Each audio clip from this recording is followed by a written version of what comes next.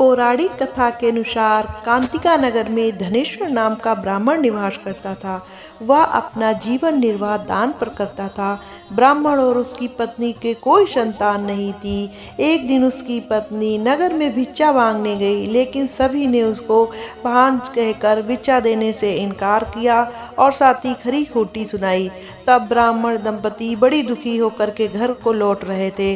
तभी उन्हें एक वृक्ष के नीचे साधु महात्मा दिखाई पड़े और उन्होंने पूछा कारण। तब उन्होंने बताया। तब महात्मा ने कहा कि तुम 16 दिन तक माँ काली की आराधना करो।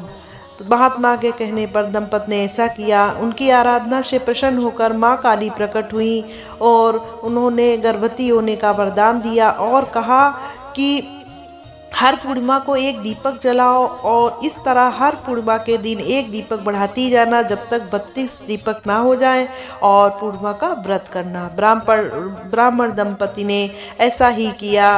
उसकी पूजा के फलस्वरूप वह गर्भवती हो गई और वह प्रत्येक पूर्णिमा को माँ काली के अनुसार दीपक जलाती रही। माँ काली की कृपा से उसके घर में एक पुत्र ने जन्म लिया, जिसका नाम उन्होंने देवदास रखा।